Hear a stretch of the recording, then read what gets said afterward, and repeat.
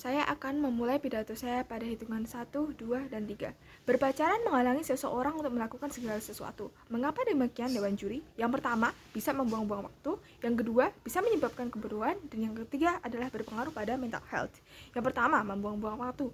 Dengan berpacaran, kita hanya akan menghabiskan waktu untuk hal-hal lain daripada mengeksplor hal-hal yang mungkin saja lebih penting di kehidupan ini. Yang kedua, kebodohan. Dewan Juri, dengan berpacaran hanya akan menyebabkan kebodohan, terutama untuk seorang pelajar. Beberapa orang yang punya pacar bukannya memfokuskan untuk belajar, malah pendidikan jadi dinomorduakan karena pacarnya. Yang ketiga, berpengaruh pada mental health. Beberapa orang yang punya pacar bukannya bahagia, malah tertekan. Menurut hellosehat.com, ada beberapa penyebab yang membuat mental health kita memburuk karena pacaran. Hubungan yang toksik, hubungan yang abusif, pertengkaran berulang-ulang, kepercayaan diri menurun, putus cinta adalah beberapa contoh dari hal-hal itu. Hal-hal ini itu berdampak negatif pada mental health kita yang disebabkan karena berpacaran. Apa saja kegagalan mekanisme yang ada di status quo? Yang pertama, memberikan pendidikan. Sudah banyak yang memberikan pendidikan mengenai larangan berpacaran, terutama untuk anak di bawah umur. Tetapi sampai saat ini masih banyak saja orang-orang yang berpacaran mesti masih di bawah umur. Yang kedua, diberi hukuman diarak. Hukuman diarak ini biasanya dilakukan di pesantren. Menurut jabartribunals.com, sepasang santri mendapatkan hukuman diarak keliling pesantren karena terciduk berpacaran. Tetapi apa buktinya? Sampai sekarang ini masih banyak saja orang-orang yang berpacaran. Yang ketiga adalah diviralkan. Di masa kini banyak orang berpacaran dengan gaya yang berlebihan. Banyak oknum di media sosial yang sudah memviralkan orang-orang berpacaran, terutama yang melakukan perbuatan asusila dan masih di bawah umur. Kenyataannya di status quo saat ini, Dewan Juri, masih banyak orang yang berpacaran, bahkan berani untuk melakukan perbuatan asusila. Oleh karena itu, Dewan ini setuju untuk melarang orang-orang berpacaran. Sebelum itu, Dewan Juri, saya akan menjelaskan beberapa definisi atau karakterisasi kata-kata. Yang pertama adalah berpacaran. Menurut KBBI Web ID, berpacaran berarti bercintaan, berkasih-kasih. Jadi, kedua lawan jenis yang sedang menjalin hubungan dan saling mencintai itu disebut dengan berpacaran. Pada hipotesis saya yang tadi sempat menyinggung tentang mental health. Apa itu mental health? Berdasarkan oxfordlearndictionary.com, mental health is the state of health of somebody's mind. Jadi, mental health di sini adalah keadaan kesehatan seseorang untuk berpikir. Di kasus ini, berpikir mengenai berpacaran. Yang ketiga adalah karakteristik mengenai kebodohan. Kebodohan yang saya maksud di sini adalah sikap seseorang yang menjadi bodoh karena pacarnya. Seperti saat pacarnya meminta dia untuk melakukan sesuatu, dia langsung menurutinya. Kebodohan di sini juga berarti orang yang berpacaran, terutama pelajar, hanya memikirkan untuk selalu pacaran, sehingga tugas-tugas yang diberikan menjadi terbengkalai. Jadi, apa goal saya? Dewan Juri, dengan adanya larangan untuk berpacaran, tingkat kesehatan orang-orang akan terjaga, mental health mereka akan lebih terpelihara.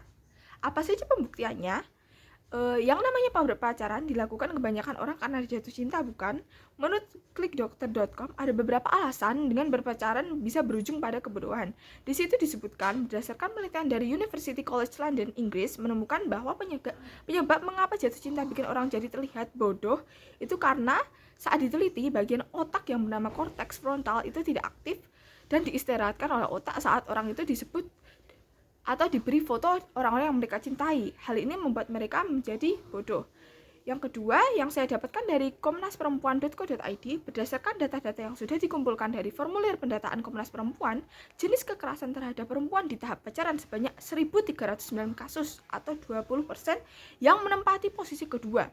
Hal ini membuktikan bahwa banyak orang yang berpacaran itu mendapatkan kekerasan, terutama kepada perempuan. Dengan kekerasan itu akan membuat kita terkena mental illness. Mekanisme apa saja yang bisa saya lakukan? Yang pertama, membuat klaim larangan untuk berpacaran. Orang yang berpacaran akan dihukum dengan denda. Dengan begitu, orang-orang yang ingin berpacaran akan takut dan mentaati mosi yang akan dijalankan. Yang kedua, memberikan kampanye mengenai dampak negatif berpacaran. Dengan kampanye ini, diharapkan orang-orang bisa tahu jika berpacaran itu banyak dampak negatifnya. Jadi, tidak hanya pendidikan secara materi, tetapi diperlihatkan langsung contohnya. Dengan mekanisme ini, diharapkan orang-orang bisa tahu fungsi dan dampak dari berpacaran itu. Lalu Dewan Juri, saya akan menyebutkan mengapa saya akan sebutkan 3 argumen saya mengenai larangan berpacaran. Yang pertama, kita bisa memanfaatkan waktu. Yang kedua, kita bisa menjadi lebih terdidik. Dan yang ketiga, mental health kita menjadi lebih terlindungi. Dewan juri, waktu yang saya maksud di sini adalah waktu yang mempelajari hal-hal baru. Mengapa dengan dilarangnya berpacaran dapat membuat kita memanfaatkan waktu dengan lebih baik?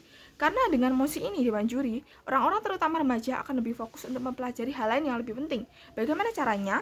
Karena waktu mereka tidak dihabiskan untuk berpacaran, mereka akan mengeksplor potensi diri mereka dengan rasa penasaran yang dipunya.